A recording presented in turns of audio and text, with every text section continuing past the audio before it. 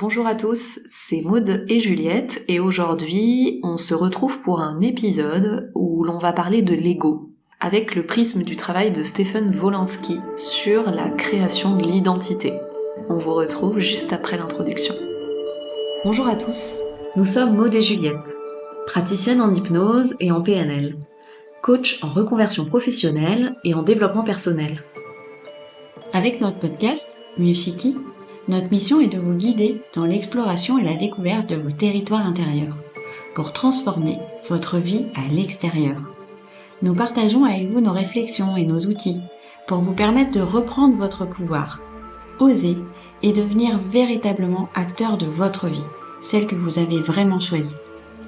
Ici, on va vous parler d'hypnose, de programmation neurolinguistique, de développement personnel et de santé mentale.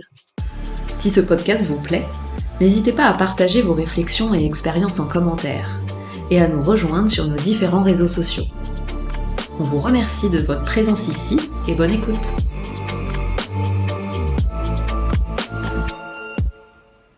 Du coup, dans cet épisode, ce qu'on vous propose, c'est de vous présenter ce que c'est Lego.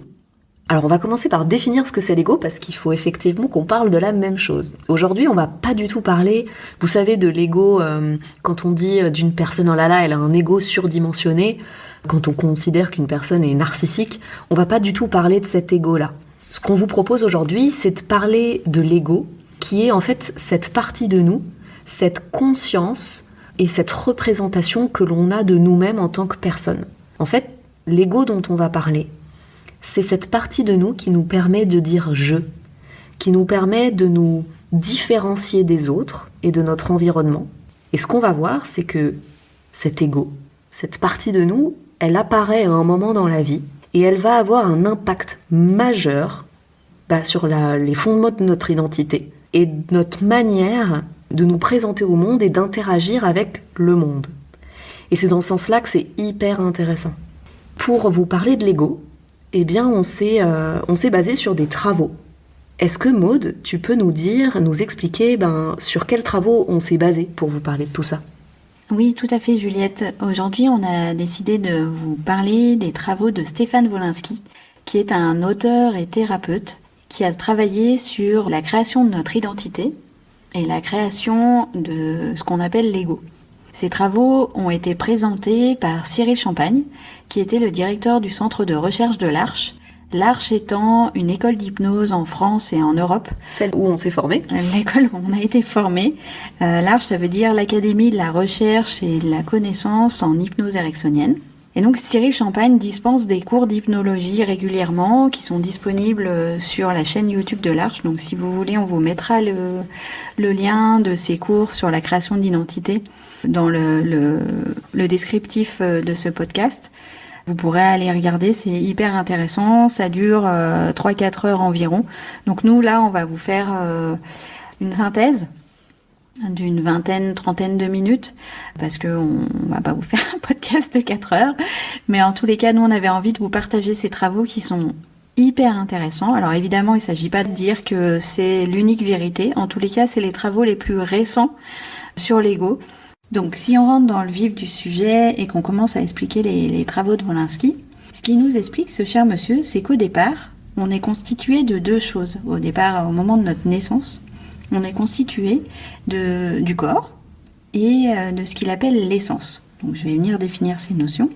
Donc le corps, c'est assez simple, c'est notre enveloppe charnelle, c'est nos muscles, notre chair, nos os.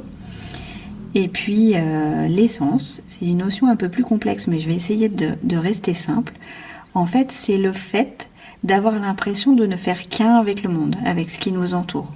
C'est qu'il n'y a pas de notion de je et de l'autre, il n'y a pas de sujet-objet, il y a vraiment cette impression d'unicité, de ne faire qu'un de nous. C'est aussi toutes ces notions d'amour universel, de bienveillance au monde, de curiosité sans jugement. C'est vraiment cette non-dualité entre le moi et l'autre. Si je donne un autre exemple, c'est quand on est bébé et qu'on a faim, c'est quand notre maman nous apporte à manger, ou quand on a froid, ou quand on est triste. Et c'est cette impression en fait qu'on n'a pas besoin de le demander, que c'est déjà là en fait. Qu'on est tellement connecté avec ce qui nous entoure que tout vient à nous sans qu'on ait besoin de l'exprimer. C'est vraiment un état hyper agréable d'avoir cette sensation que tout est là, que tout est parfait. Comme si la mère ou le père de l'enfant était fusion en fait. C'est cette impression du coup, quand on est bébé, si je prends d'entre mots, d'être juste un corps et un tout en même temps. Exactement. Et c'est hyper agréable. Et donc les premiers mois de la vie passent comme ça, en ayant cette impression de ne faire qu'un avec le monde. Et à un moment donné, il y a ce que Stéphane Wolinski appelle le choc de la séparation. C'est ce moment assez inconscient, mais assez violent dans le ressenti, dans la chair de l'enfant, que non, il ne fait pas qu'un avec le monde, et que, en fait, il est tout seul.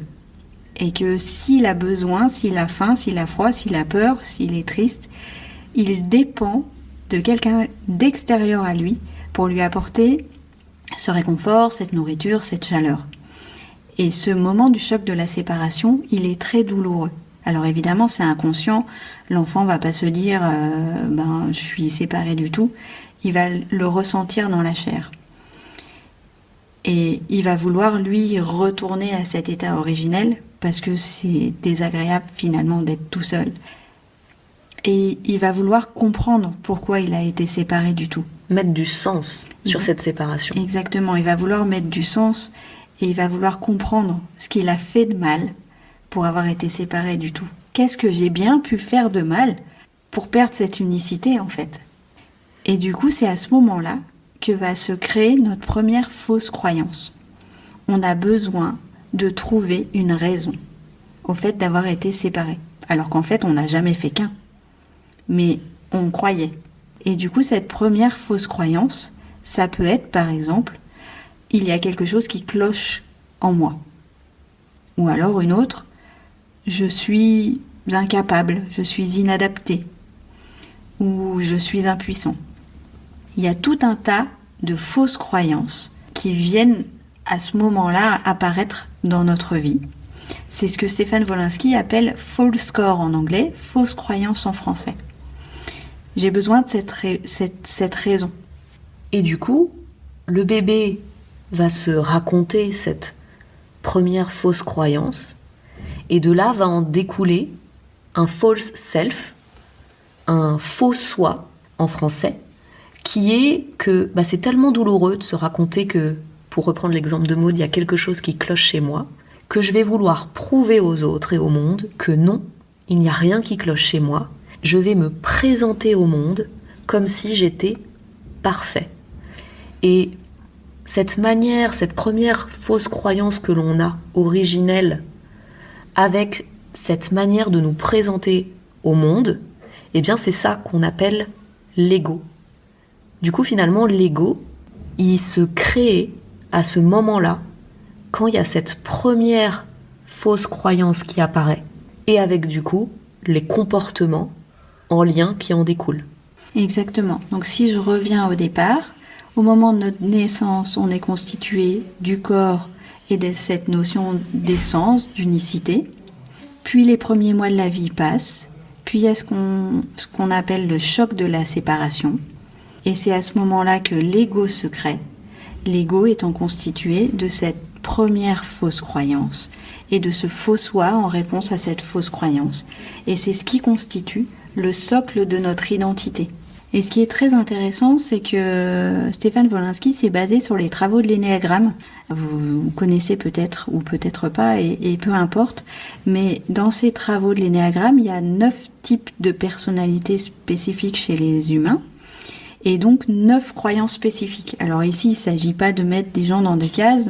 Peut-être qu'il y a plus de croyances qui se créent au moment de ce choc de la séparation, mais peu importe, nous on avait envie de vous présenter ces travaux-là tels qu'ils ont été faits par Wolinski. Donc on va venir vous expliquer là les 9 croyances de base de l'énéagramme et du coup les 9 faux soi qui se créent en réponse à ces fausses croyances. On va venir les détailler chacun et peut-être que vous allez vous-même vous retrouver si vous connaissez votre type spécifique dans l'énéagramme ou si là vous vous reconnaissez dans les paroles ou dans les façons d'agir. Donc la première, on en a déjà parlé, mais c'est le « il y a quelque chose qui cloche chez moi ».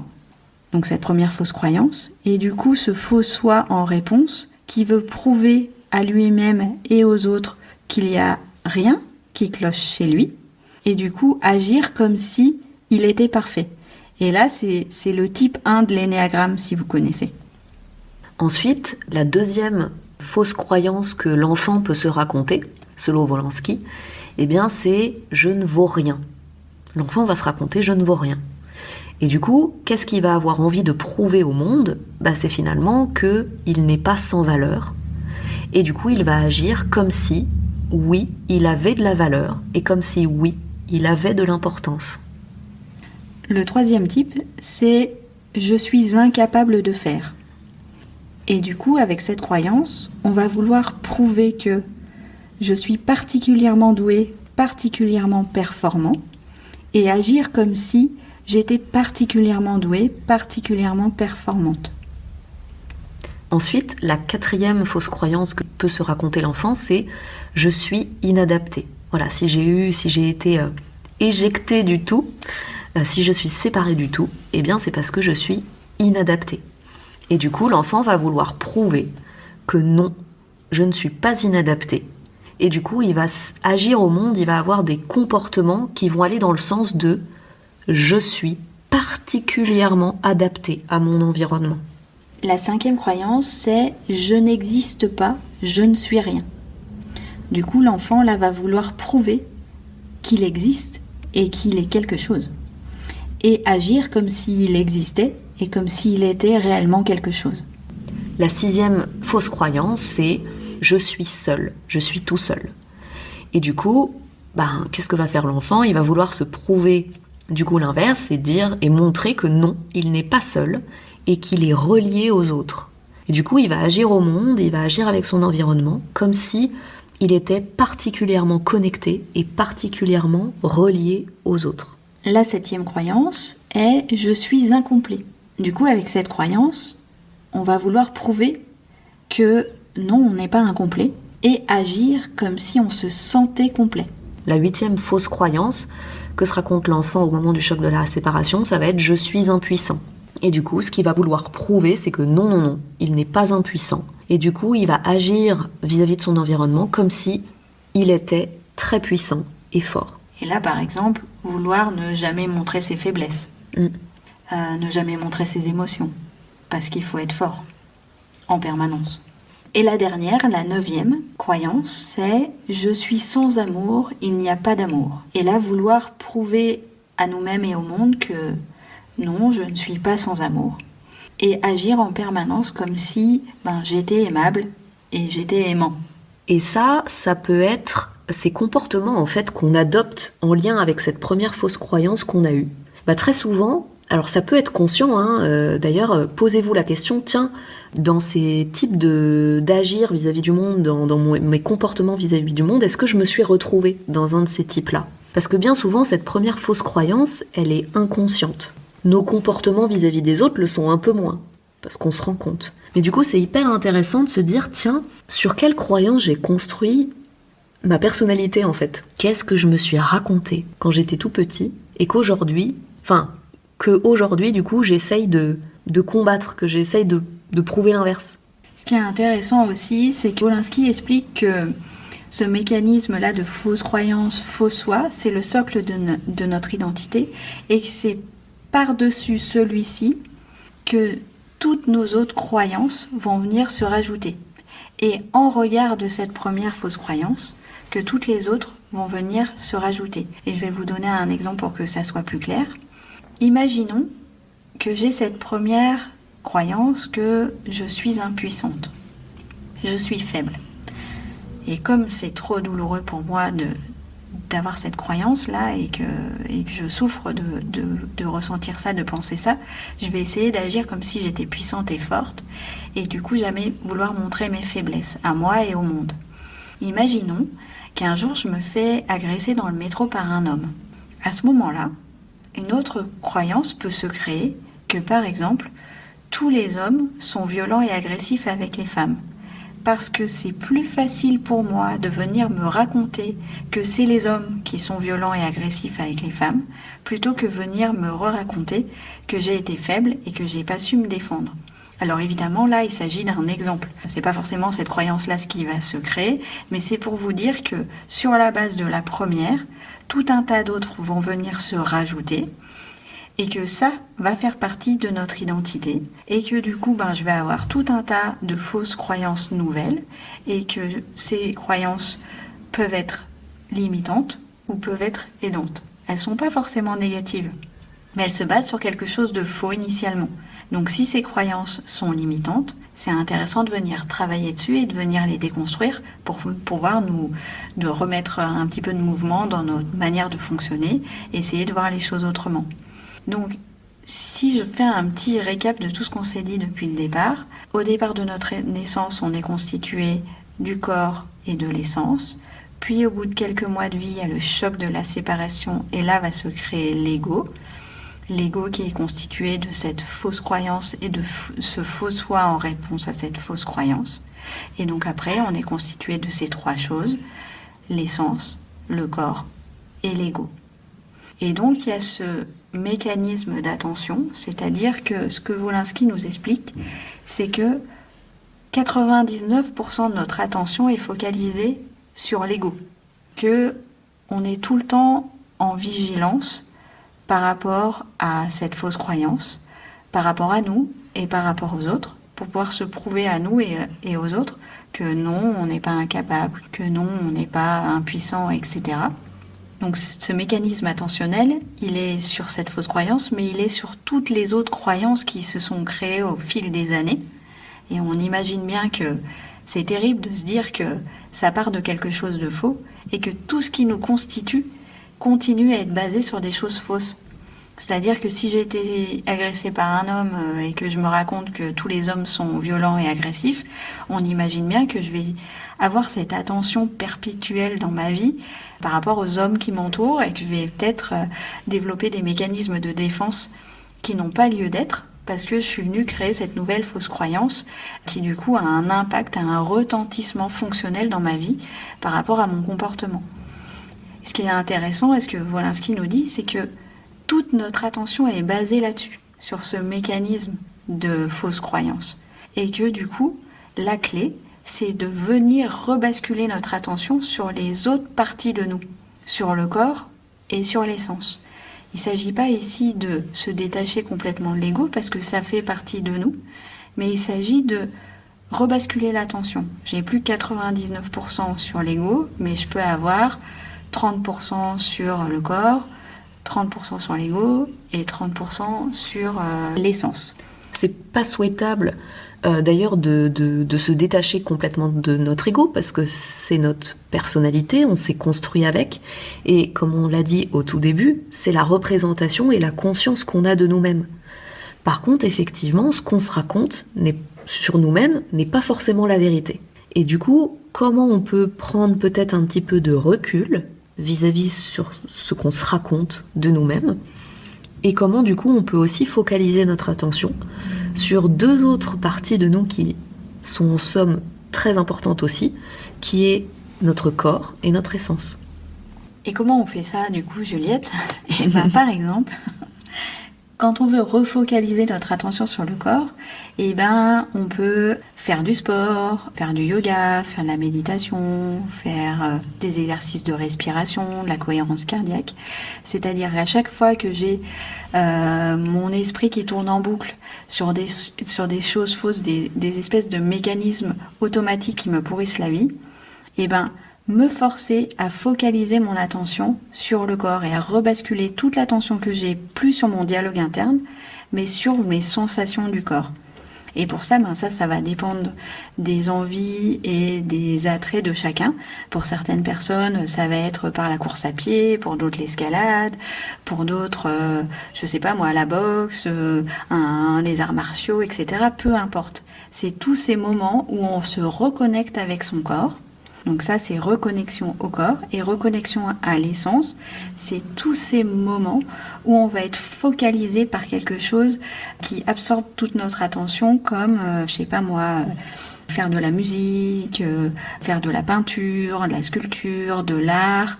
C'est aussi tous ces moments où on est reconnecté à ces notions d'amour universel, de curiosité au monde sans jugement.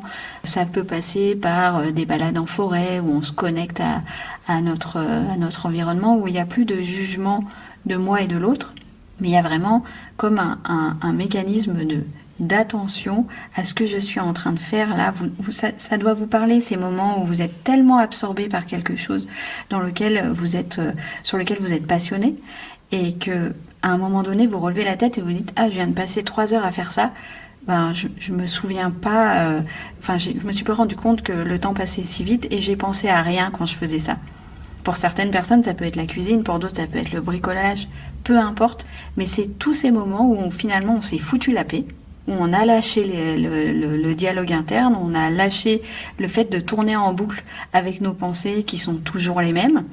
Et ces moments-là où finalement ça nous a fait tellement du bien, c'était tellement reposant de penser à rien et de lâcher nos automatismes finalement. Du coup, réussir justement à se reconnecter à son corps et à se reconnecter à cette essence dans notre quotidien, eh bien ça va permettre de prendre un peu de recul vis-à-vis de notre ego, de cette partie de nous qui se raconte plein de choses sur nous, qui sont pas forcément vraies, et qui nous, c'est l'ego qui rumine, qui pense, qui se raconte tout ça, je suis capable ou je ne suis pas capable, et parfois ça tourne en boucle. Et une des clés pour prendre un peu de distance vis-à-vis de ça, ça va être, comme l'expliquait Maud, de se reconnecter au corps, donner plus de place au corps, et se reconnecter à cette essence, donner plus de place à cette connexion à notre essence. Et ça va être aussi très intéressant pour nous, praticiennes en hypnose, d'avoir cette vision-là, ou en tout cas d'avoir ces connaissances-là pour accompagner les gens quand ils viennent nous voir en cabinet. Parce qu'effectivement, une des premières étapes, ce serait de se dire, comment la personne interagit au monde en fait, comment elle se présente, qu'est-ce qu'elle se raconte, inconsciemment bien sûr, et du coup, qu'est-ce que cela implique vis-à-vis de son environnement. Parce que par exemple, si on prend l'exemple de quelqu'un qui est extrêmement perfectionniste, si on réfléchit avec les travaux de Wolanski, on se dit tiens, est-ce qu'il n'y aurait pas quelque chose à un niveau inconscient qui se raconte que chez elle, il y a quelque chose qui cloche. Et à partir de ce moment-là, ça peut nous permettre de venir déconstruire en fait ce que se raconte la personne au quotidien, d'aller déconstruire en fait les fausses croyances qui se sont empilées les unes sur les autres en lien avec cette première fausse croyance originelle, et d'aller en fait remettre du mouvement et d'aller dégommer un peu cette croyance pour reprendre l'idée de la perfectionniste, qu'il y a quelque chose qui cloche chez elle, pour lui permettre en fait d'agir autrement au monde. C'est ce qu'on fait un peu en hypnose en fait, on vient déconstruire les choses qu'on se raconte, qui sont très rigidifiées à l'intérieur, et on vient remettre du doute, on vient remettre de la flexibilité, parce que finalement, peut-être que ce qu'on se raconte n'est pas vrai. Et si je me sens bloquée dans un comportement, peut-être penser différemment me permet d'avoir un nouvel angle de vue, et du coup me permet peut-être d'agir différemment. Et quand j'ai pris du recul et quand j'ai pris la distance avec mes mécanismes habituels, mes automatismes, du coup, je peux changer ma manière d'être au monde. Je peux changer mon rapport à moi-même et mon rapport aux autres. Et je reprends du pouvoir sur qui je suis et qu'est-ce que je veux dans ma vie. En fait, quand on arrive à certains âges où finalement on tourne en boucle et on a envie d'autre chose, mais on ne sait pas comment. Nous, ça va être notre rapport en fait en séance. C'est de venir faire prendre de la distance et de voir le monde avec d'autres lunettes. Et d'où l'intérêt de prendre en compte ces travaux. Donc on espère que ça vous aura apporté une nouvelle vision sur l'ego, que vous aurez appris certaines choses. Peut-être que vous vous serez reconnu derrière certains mots, certaines phrases, certains mécanismes, et que ça vous aura donné envie de voir les choses un petit peu autrement et d'en savoir plus.